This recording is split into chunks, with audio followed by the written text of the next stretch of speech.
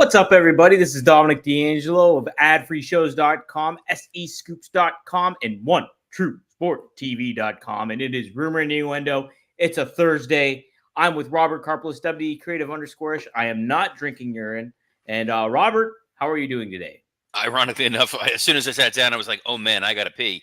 And we don't have time for it because we're live, we're on camera. Nobody needs to see that. No one needs to see me pee. No one needs to see Dom drinking his urine, even though he swears he's not. But it's how he keeps his boyish glow. That's it, right? It's sterile and I like the taste. Hey, so we got to talk Dynamite today. Speaking of sterile, I'm joking. I like Dynamite this week. I thought the Dynamite, for the most part, very good show. Yeah. How about that? There was like a pause. Like you were expecting. I was expecting another addition onto that. I mean, obviously there was a Jericho segment, well, whatever. But I think top to bottom, given the circumstances that they were under, the fact that there were travel delays and all kinds of logistics issues, a very solid 2 hours of television. Yeah, Robert, I'm going to have to agree. I don't think they did anything earth-shattering when it came to storyline development or anything to that effect, but it was a good show, I thought.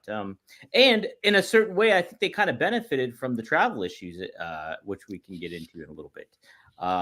But we kicked it off with, hey, our favorite type of match, an eliminator match.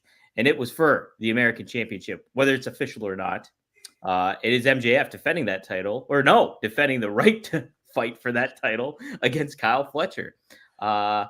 Pretty darn good opener, I thought. They furthered the storyline where he bloodied up Kyle Fletcher, much akin to Daniel Garcia, and kind of followed the story in the match, kind of followed the parallels of what Ospreay has gone through with conflicted decision-making. What did you think of this match there, Robert? Look, I think this was absolutely match of the night. I don't think there's any debate or argument really there. I think that Kyle Fletcher demonstrated that he is a tremendous babyface. And MJF is obviously a dastardly heel. They wrestled this match damn near perfectly. And that is including the fact that Don Callis was there on commentary. The bit with Don Callis and the screwdriver and Kyle not willing to use the screwdriver in the same way Ospreay not willing to use the Tiger driver. A lot of driver related so many deprivations going on with these guys, which is fine. I like it because it doesn't make sense for Kyle Fletcher to be part of the Don Callis family. The Don Callis family doesn't make sense to necessarily exist, given that Hobbs is on the shelf, Trent is on the shelf, Konosuke Takeshita is floating in space somewhere. I think he's living in an apartment with Wardlow in parts unknown. So I get the division, the idea that you're using cheesy 80s sports movie cliches. Hell, you're using Roadhouse. They left his friend bloodied in his arms, and Ospreay is like, I need to get revenge for the fallen Kyle Fletcher. Yeah, no, this was a great match, and I think to your point, with Fletcher, he did really establish himself as a good babyface in this match. I think the presence that he had in there, and then him just getting complimented by MJF as a great heel, I think did wonders for him and furthering things a little bit for him. Yeah, I thought it was a good opener, kind of get you invested into the show a little bit more. And but otherwise, that was the only chronological thing I had set down on the rundown. This is why I've got my notes. Good. Let's go to that next year, Robert. This is why you bring a lawyer to a show, so we can have detailed notes. Mariah May took on Viva Van. Viva Van. In a main event anywhere in the world. Look, we knew this was going to be a squash match. Essentially, this was fine. Viva Van didn't really get much offense in on Mariah May, nor should she. You need to establish Mariah May as a wrecking ball, a juggernaut. But it is kind of surprising, given the women's division, that they spent time trying to establish. And I have not done extensive research before saying this in terms of who's injured, who's out, whatever. But it's like an Anna Jay, seemingly not really on main TV. Julia Hart I'm guessing is still seconding the House of Black, but we haven't seen her wrestle on TV. There's a lot of women. Serena Deeb Mm-hmm. kind of vanishes. Thunder Rosa kind of vanishes. A lot of these women that they build up, just again, they're living in that apartment with Takeshita and Wardlow. Yeah, And yet you're bringing in a Viva Van that the audience hasn't really like. We know, hey, it's going to be a squash. It doesn't mean anything. It was too forward to Tony Storm showing up and them trying to attack each other with footwear. look, and we talk about like what they did with what WWE did with Bronson Reed this past week, but you kind of look at him from what they did over the course of like this past year with him, and he will, like we mentioned, he was in the Lance Archer kind of role with stuff. I don't think you putting a women's talent that's notable in a match against Mariah May and she beats them is going to do them any damage than them not being on television whatsoever. So, yeah, Viva Van, I knew who she was beforehand, but a lot of people didn't. How did you know who Viva Van was? I think she. Are you a Vaniac? I'm a Vaniac. I'm a Vanguardian, if you will. Nice. Thank you. I think she worked a MLW show once. If I do. Okay. Anyway, Mm-hmm. that notwithstanding, it advanced the story. It was fine. Yeah. We then get Brian Keith and Shibata. Yes, the bad apple, Robert. I noticed it on the Tron. As soon as I saw it, I was like, oh, bad apple. I did the Leonardo DiCaprio Once Upon a Time in America. I'm like, oh, there it is.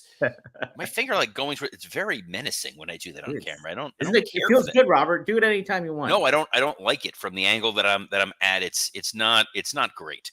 Neither was Chris Jericho on commentary. See, I like Jericho on commentary. But it's go ahead. This voice. It's the voice that he's doing, where it's like if Bray Wyatt and Eugene had a child. That's the tone that Jericho's going for here, and it's so annoying and unnerving, and not in the good way. Not in the this is a great way to get heat. That being said, match was fine. The hook reveal felt well earned. Crowd was super into it. It made for a big, impactful moment. Mm-hmm. What do you think of the eye patch stuff? Is it too much? There's too much eye patches going around in wrestling right now? Yeah, I don't need. Ever since the Rey Mysterio, Seth Rollins eye for an eye match, I never want anything with an eye again. And I say this as a man who is friends with PCO. I don't need to see jaunty eye patches anywhere in pro wrestling. The only eye patch I like is the one that Sammy Davis Jr. used to have before he got his glass eye. How about that? You know what? I'll take this back. I liked Kairi Sane's eye patch when she was the pirate. Oh, okay. That was kind of fun. It was a fun affectation, but like, yeah, no, I don't need eye patches for real. Yeah, I agree. What a weird episode this is. 8 minutes in, we're talking about whether or not there needs to be eye patches. We open with Dom drinking pee. Yeah. And then we go to strong Hangman Adam Page promo. Yes. Okay, I guess it was. It didn't really grab me anyway, to be honest. I'm glad it didn't grab you. That would not have been great. But it was a nice little, like, he's got his mission. His mission, we all assume, is that he wants to go after Swerve. That they explained, hey, why he lost at the Owen Hart tournament, and he lost last week, and that wins and losses do matter, and they do affect him, and that this is not just erratic booking, but rather we're building to a story. So I'm choosing to believe, like Charlie Brown charging towards that football, that this is a well thought out long-term storyline that we're getting with Hangman, and that we're going to get a satisfying payoff. Where's he gonna fall out here with All In? Where do you think he's gonna? Who do you think he's going up against? What do you have speculated? So I know that they announced a casino, one of those casino matches. Yeah, I feel like the winner of that gets a title shot. We know that Darby is also getting a title shot at Grand Slam. We don't know when the winner of this all-in casino gauntlet gets a title shot, but I would assume sometime before the Earth falls into the sun. Yes. At least before Pac gets his. That's what I was gonna say. That's for damn sure. Pac is just that poor man is cursed. He is But the Charlie Brown of AEW, I think. he is not the Charlie Brown of AEW. People like Charlie Brown. Wow, I like Pac. He's a bastard, though. That's the point. He's a bastard. Charlie Brown's not a bastard. He's a nice guy. Mm-hmm. He's not like that Schroeder. I don't know. Oh, that dang Schroeder. We're gonna get comments from the Schroeder lovers. The Schroeder. Speaking of which, the teacher on Charlie Brown on Peanuts would always just sound, with the wah, wah, wah, wah, wah, which would have been infinitely better than Jim Ross during this Swerve interview.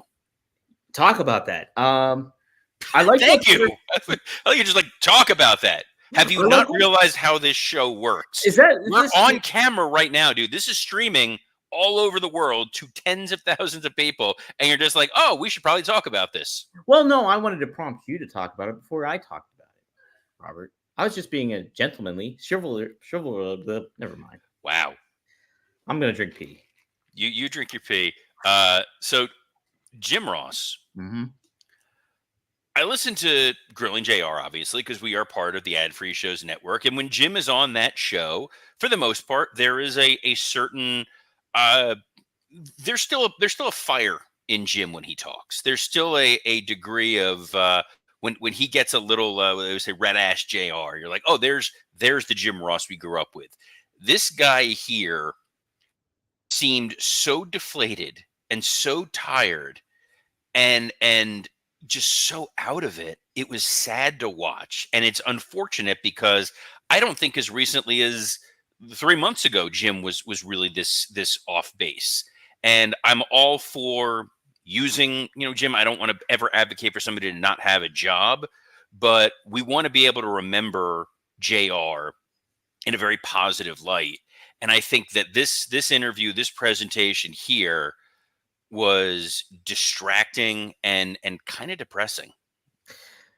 Yeah, it felt a little off for sure. When it comes to how JR and his delivery and everything like that. I think some of the content that they said in the interview was good. I liked it. I mean, because Robert, we've talked about this in the past, is like everybody brings up their family and what it does with their family. And Swerve's like, I kind of don't give a crap about the family stuff. And well, he made a good point with that, where he's like, I don't care about your family because if roles are reversed, you would not care about mine. Yeah. And I absolutely love that. And they're trying to do what I've been asking them to do, which is make this feel more personal. Mm-hmm. It still doesn't. It still kind of feels like it's circumstantial and situational more than anything else. And that the one of the best techniques in wrestling was always the Jim Ross sit-down interview. Yeah. Whether they used it with Mick Foley or Triple H or even, Dustin Rhodes, it was a way for somebody to be able to tell a compelling story with someone who's a great interviewer. And I think part of it for me was I was just distracted at the state in which Jim was in. Obviously, we know everything that's been going on with him, a number of health issues, and he broke his wrist, and he's been, obviously dealing with cancer and all of that. So I'm not saying that he was not prepared to go do his job. I think he did the best that he possibly could under the circumstances. But, I think there's Wrestling Old Head kind of makes a good point here. He said, I swear I felt uncomfortable for some reason when Swerve was talking about Bryan Danielson's body failing while looking at JR. Yes. It was, and you needed some spark for Swerve. And it just felt like Jim didn't necessarily want to be there, which again, I know is not the case. It was just the tone it was, but it did really take away from it. That being said, Swerve did everything in his power to make this compelling and pull you in. I agree. And I think Swerve's really setting himself up nicely for the role he's playing in this building feud to Danielson at All In. How do you feel about him continue, Wrestling Old Head just mentioned it, Danielson's body failing, making that a point to talk about? I mean, because I think it's good in a way because it does make sense of what the story is telling, but it's also this has been a rain cloud, a Charlie Brown rain cloud over Danielson since he's kind of been in AEW, is getting hurt. You're always concerned about his well-being in the match. So is that how does that kind of lay out for you? Is that okay in regards to what they're building for the feud, or would you like it to see kind of not be a part of the story? It's going to kind of be part of every Bryan Danielson feud. It's just one of those things that you're going to always wind up bringing up. We know that it's the last match of his career. We know that given his neck issues, his concussion issues, how broken down his body has been, that's always going to be a continued story. So you can't just outright ignore it, but at the same time, there's not another compelling story you can truly tell with Bryan. The only way that you can shift this a little bit, and this would require a lot of logistics, is if you bring in Brie. Yeah. Mm-hmm. And I don't think that he has an appetite to use Brie. I don't think he has an appetite to use his children. Hangman was fine. Like, go cut a promo on my baby. Go yell at my baby. And somehow that made Swerve a bigger baby face. So what the hell do I know?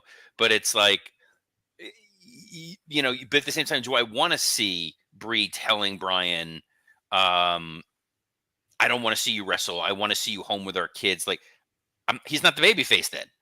That's like, I don't like that guy if he's doing that. So they are in kind of a difficult position, but the story that they're just going to stick with is, you know, Swerve's like, look, I got to win because I'm the champion. And Bryan's like, I got to win because I said I was going to win. And Jim Ross is there because he made it to TV. Yeah. We'll touch upon that later on in the main event too when it comes to Swerve and Danielson. What we got next there, Robert? That was my transition. Then you talked, so I was like, "That's fine." Let me try this again. And Jim Ross made it to TV. Some folks who didn't make it to TV is what led to a shift in our 6-man tag. Hey! It was then Orange Cassidy and now FTR instead of Mark Briscoe and Ishii taking on Roosh, Roderick Strong, and Mortos. It was yes, it was a little bit of a meaningless 6-man tag, but damn it was fun. It was fun, yeah. And it's kind of neat to see FTR team up with Orange Cassidy. I thought it was kind of a cool dynamic that was unexpected, obviously, given the circumstances. And yeah, I think it kind of benefited in certain ways with the match. I mean, we don't need to. I love Mark Briscoe and what he brings to it. So and Ishii too, I like as well. So I mean, kind of not getting a taste of Briscoe this week is okay. Like it's kind of like we'll see him next week. So I like the match. We hope. Yeah, we hope so. The problem with Briscoe is he's good at promos, he's good in the ring, and he's got momentum, which are the three things Tony Khan needs to see to say, we're going to take you off TV once. Right. That's a great point. And speaking of guys who had a ton of momentum and then lost it, the Acclaim come out after. Right. Yeah. It just does not. I don't know. They need to break up. I think it's time. It's time for them to be done with. I think. Because you have some tag teams you do want to establish when it comes to, you think FTR and you think the Gun Club, you think, there's other ones, the Von Erichs even. You have some elements. Top Flight too. Private Party. There's a lot of names you can really. Lucha Bro. Oh, no. Maybe not them. But yeah, so I think it's time for the Acclaim to kind of shutter their doors, if you will. I don't know why you hate scissors. Camille took on 2 women, which was weird because they were promoting that on Collision, Camille is going to take on 2 women. Did they? Yep. So again, instead we got it here. It's a squash match. It's weird because Camille, they're trying to book her like China. Mm-hmm. She's not particularly tall. So it's like, I get that she's, she looks physically imposing, but is that any different than any other woman who's theoretically physically imposing? It's fine to have feed 2 nobodies to her. Totally okay with that. Get the crowd to fear her a little bit. But I do want to talk about what happened after. Yes, let's talk. You want to set the table or should I? So, Mercedes Moné was relishing in the fact that Britt Baker was still suspended by the Young Bucks, quote unquote, and that we don't have to deal with her this week. Well, Tony Schiavone, the voice of my childhood, revealed that she was unsuspended by Tony Khan, and we have her via satellite. and she pops up and has some words for Mercedes Moné about how she is only there for some reasons while AEW is Britt Baker's home. And so we get all that. Talking about some rain clouds happening. There was a little bit that was always lurking in the back of my mind during this promo, but I want to get your thoughts, Robert. Mercedes talking about the suspension for Britt Baker. Mm-hmm. Totally get it. Love it. Shivani revealing she's not suspended. She's on camera. Cool. Britt Baker gets on screen. I'm going, we're going to get a hell of a fiery babyface promo. This might have been one of the worst things AEW could have possibly done ever. Not to use the hyperbole that JR likes to eat out of it. I'm not using hyperbole here, but you literally put Britt Baker on camera to say, hey, Mercedes, when things don't go your way, you leave. So that the fans are like, oh, yeah, she was women's tag champion in WWE and then walked out on the company. And that's why she's not in WWE anymore. And then we're the flavor of the month. Again, reminding you, she doesn't really want to be here. Right. She's probably going to go back to WWE at some time soon, where she's going to have great matches with all the new talent that they have here. I know we can't curse, and I'm going to try very hard not to. You have next episode here. 10 minutes to do that, though. But what in the woman thinking? Yes. I'm just like, you're already not hated enough by what's going on with the actions that happened with the MJF thing, that your promo is going to be reminding people of the company this woman came from and that she really doesn't want to be here. And that's the story you're going to tell when you have a massive amount of attrition going on in AEW, or people are running as quickly as they can, or swanton dive. Hell, the Lucha Bros actually do to get out of there. When you have like Ricky Starks not on TV because he might be going there, when you have Danny Garcia potentially going over to AEW, when you have the folks who have jumped from AEW to WWE and are champions and main eventing NXT or headlining WrestleMania. But yeah, no, this seemed like the right time to play that card. Let me ask you this, Robert. Was this Britt Baker not having a filter, or was this AEW just being completely oblivious to what this is Tony Khan thinking that this is provocative?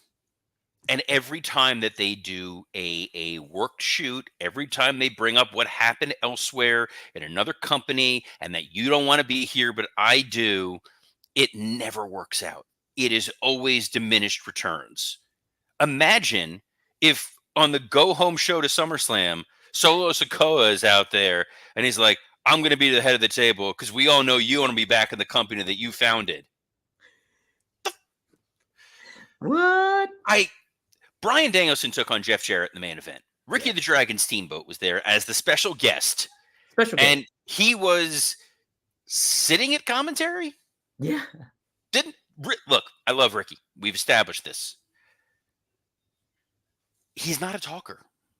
He's not known for his promo abilities. He's not known for his incredible commentary skills. That is the oddest use. I still don't understand why he was there, but that is the oddest use of Ricky the Dragon Steamboat. You then had this Jarrett Danielson match that was a no disqualification, falls count anywhere brawl with a guy who we know was kind of fragile. And then they did a suplex spot onto a trash can. Yeah. And I know QT Marshall, whom I love. We all know how much I love QT. Big time. Our true Lord and Savior, QT Marshall. That was not a gimmicked trash can. That was a Wake Forest trash can that was just there. So even taking that mild risk with Jarrett against Dominic D'Angelo's second favorite wrestler behind Brian Keith, Jeff Jarrett, didn't seem totally necessary. The match was fine. Part of me is like, do you really want to tell the story that Bryan Danielson needed all this gaga to beat Jeff Jarrett when he's the number one contender for your title? Part of me is also trying to remember, like, I get that the idea is that Jarrett's like iron sharpens iron or whatever. Right. If only Brian had started some kind of club Hmm. to help him combat other people. That would be the way that you're, sharpening your skills. Yes. I'm lost on that one, Robert. I'm lost on that one too. But during the overrun, because this show went long, I will not go wrong, but this show went long. Swerve finally comes out during the Modern Family rerun. And, it talks about, look, if that's what Jarrett did, imagine what I'm going to do to you. And to prove it, I'm going to go fight Wheeler Yuta. So next week, 2 MLW originals, Swerve Strickland and Wheeler Yuta, will be going at it with Danielson sitting front row. Getting a front row watch of it all. Getting a front row seat. I actually, when it comes to the Jarrett and Danielson match, I liked how they started it. Like Danielson entered and Jeff Jarrett just goes out and whacks him with a guitar. Yeah. It set the tone right away. And then that guitar broke pretty quickly. That's okay, though. Those guitars that Jeff, I think he uses a Martin for those, to be honest. This isn't WTF with Mark Maron. We're not getting into the nitty gritty of how guitars work. Hey, folks, we're going to talk about Fender Stratocaster 4. Hell of a guitar. I don't know what that voice was. It was like it started with Marin and then I lost it. It turned into Norm. It did turn into Norm. It very quickly. Sometimes it just happens. You see the guitar. It's it plays music. That was now it's Norm doing Bob Dylan. This is what we're at right now, guys. And I'm not even the one drinking my own urine. So that's right. This is crazy. Anyway. Anywho, overall, what do you think of the show, Robert? I thought you were finishing your point about whatever. Overall, look, you built to All In as best you can. You worked with the crew you did. I think the show was overall very well focused. That Britt Baker moment drove me absolutely nuts and made me want to see this match even less. But for the most part, hell of an opener, strong main event, good storytelling throughout. Even the 6-man tag I thought was good. Hey, this was a good episode of the Dynamite. Dynamite delivered. So good, in fact, we did not get a chance to get to a lot of the other news that we had on here, including stuff about Ricky Starks and Danny Garcia and this Hogan Gawker movie that I want to give proper attention to. So we will talk about that tomorrow. Yes, that's not in a Billion the CWA, and we're absolutely talking about it tomorrow because I think this is banana. Are we going to talk about it in the Hulk Hogan way or the Terry Bollea way? Well, there's major differences between the two. That is true. So that's why I'm kind of. It's very tough to separate art from artist. I will say, after watching the Dynamite last night, I saw something on the internet that almost made my brain no longer function. Oh, there's a lot of that on there. There was a picture. It was a 6-person box on a Zoom call. One of those people. Oh, yes. Former WWF champion Kevin Nash. Mm-hmm. One of those people, Dominic D'Angelo. Yep. One of those people, the dude from Clown Posse. That's right. What crazy ass Donner Party situation did you find yourself in where you're hanging out with Kevin Nash and the dude from the Insane Clown Posse? I don't know if that was Shaggy 2 Dope or Violent J. Oh, that was Violent J. Sure. We yes. Kevin Nash did a special episode of Click This that will drop in a couple weeks. We recorded that early. So, and Violent J was the special guest. Really, really fun. I got to tune into it for about an hour before I had to go and record with the man himself, Bill Alfonso. We did right down the middle here. We talked Giant Gonzalez in WWE.